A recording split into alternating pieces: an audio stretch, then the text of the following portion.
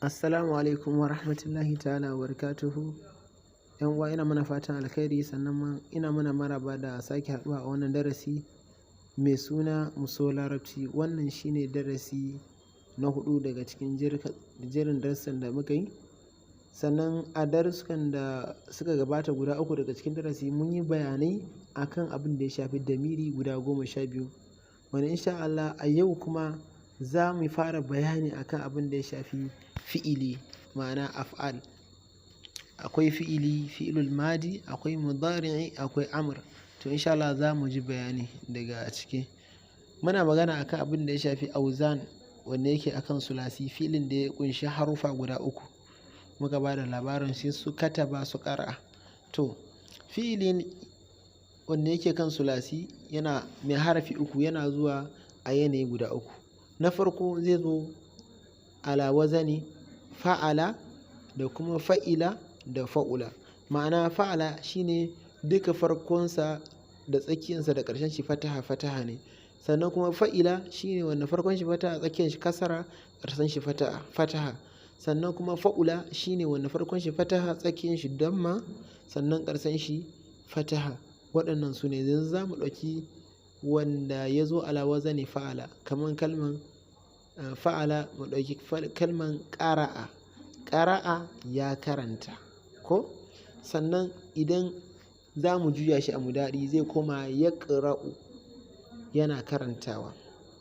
Da haka za mu bi wannan karatun daki-daki kamar yadda muka gabatar wancan da mirai guda 12. Haka insha Allah za mu yi tare da roƙon Allah subhanahu wa ta'ala ya taimake mu wajen fahimtar daidai.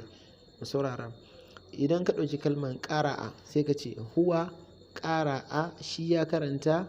Huwa ya ƙara'u, shi yana karantawa. Sai ka ɗauki kalma ta biyu, damiri da mai suka ce hiya ƙara'at, ita ta karanta. Sai ka ce me wahiya ta ƙara'u, ita tana karantawa. Mudari'i kenan. Sai ka ɗauki kalman anta sai ka ce anta ƙara'ata, kai ka karanta. Kana karanta sai ce anta ta ƙara'u, kai kana karantawa. Sai ɗauki kalma na gaba sai ce anti ƙara'ati, ke kin karanta.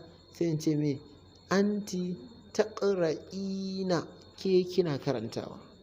Mu kula wannan damirin na macen wani lokaci yana ɗan ba wa mutane wahala. Don haka ke sai ce anti taqra'ina, ke kina karantawa. Damiri na gaba sai ce ana ƙara'atu, ni na karanta. Ana aqra'u, ni ina karantawa.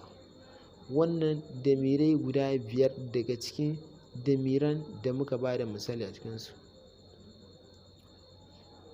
Sannan damiri na gaba akwai damiri wanda ya ce mai antum, ku maza, ko?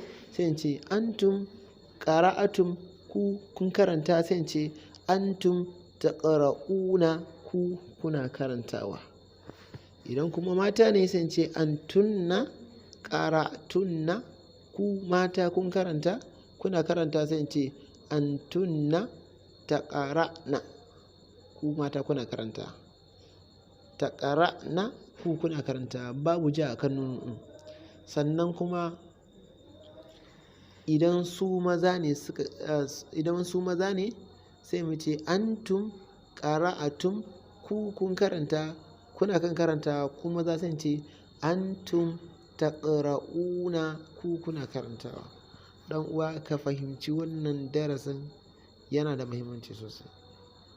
A takaice mun kawo damiri guda 8, sai damiri na cikon guda 4.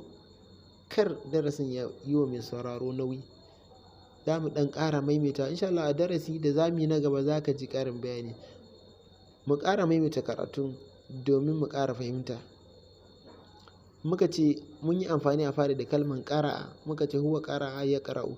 To yanzu zan ma a gurguje ne, in ka ƙara sauraron karatun daga baya sai ka fahimta. Huwa ƙara'a ya ƙara'u. Hiya ƙara'at, sai ka ce me ta ƙara'u, mudari'i kenan. Sai in ce anta ƙara'ata, a mudari'i sai in ce me anta ta ƙara'u. Sai in ce me anti ƙara'ati, idan na zo mudari'i sai in ce me anti taqra'ina. muna ganewa. Idan kuma na ce ana, ni na karanta, zan ce ana qara'atu. Mudari zan ce aqra'u, ina karantawa. Antum qara'atum, ku kun karanta, kuna karanta. Antum taqra'una, ku kuna karantawa. Idan mata ne fa, antunna qara'tunna, ku kun karanta, kuna karanta, ce antunna taqra'na, kuna karantawa. Sannan na gaba me, hum qara'u, su sun karanta. Yaqra'una, suna karanta. Haka idan duk wata kalma kataba yaktubuna, su kenan. Allah ya taimake mu, Allah ya ba mu fahimtar daidai da kuma aikata daidai. Insha Allah a darasi na gaba za mu ji ƙarin bayani akan sauran damirai.